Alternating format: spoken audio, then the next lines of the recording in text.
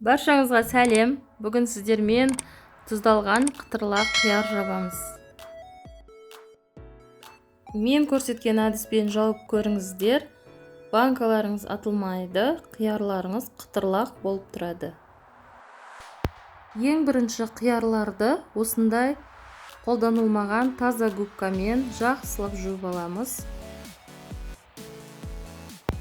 Екі шетін кесіп алып тастаймыз.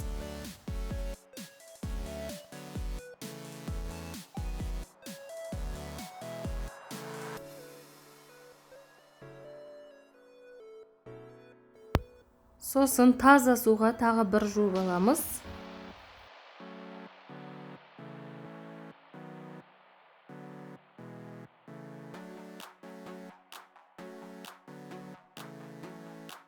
Осы жуылған қиярларды ыдысқа салып, үстіне мұздай су құйып, жарты 1 сағатқа қалдырамыз. Қияр 1 сағаттай суда тұрды. Енді банканың ішіне салатын укроп, хрен, болгарскийді жақсылап жуып дайындап аламыз. Барлығын рет-ретімен жуылған таза банкіге салып шығамыз.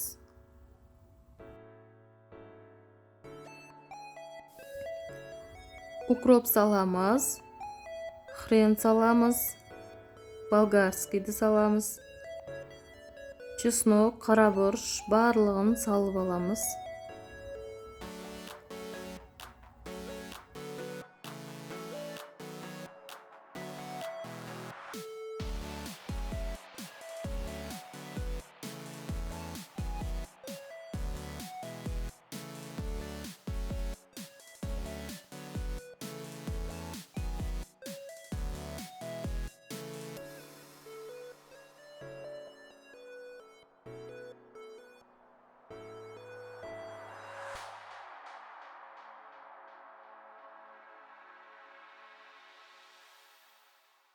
Енді қиярларды барлық банкіге толтырып салып шығамыз.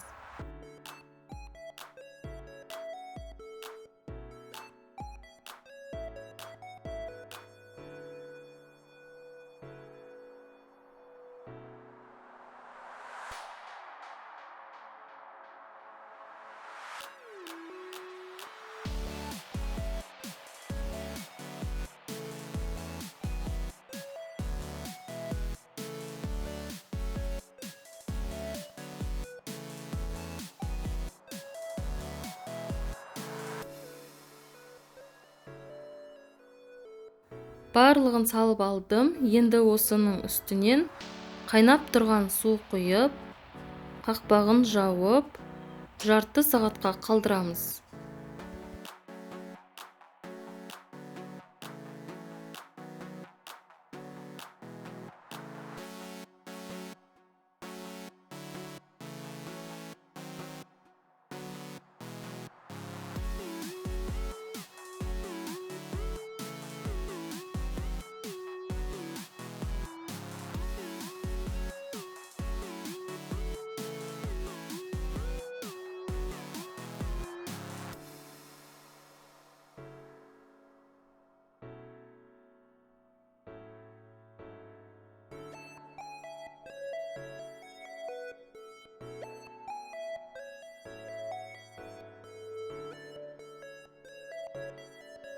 Қайнаған суда жарты сағаттай тұрды.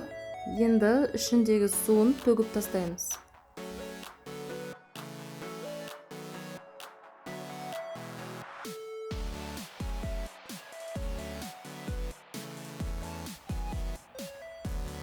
Суын төгіп болған соң, әр 2 литр банкіге 2 ас қасық тұз, 1 ас қасық қант саламыз. Және 2 аспирин салып шығамыз.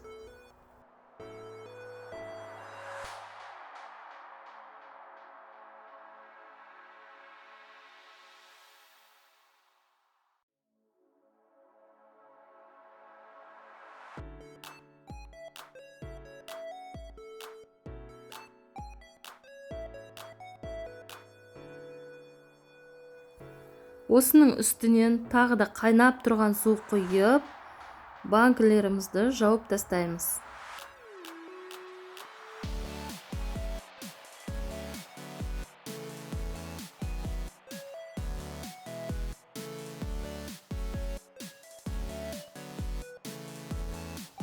Осымен тұздалған қиярларымыз дайын. Қыста ашып жей бересіздер. Қорықпай осылай жаба берсеңіздер болады. Мен бірнеше жылдан бері осылай жабамын. Бір банкім атылған емес, әрі қытырлақ болып шығады. Сіз де жасап көріңіз.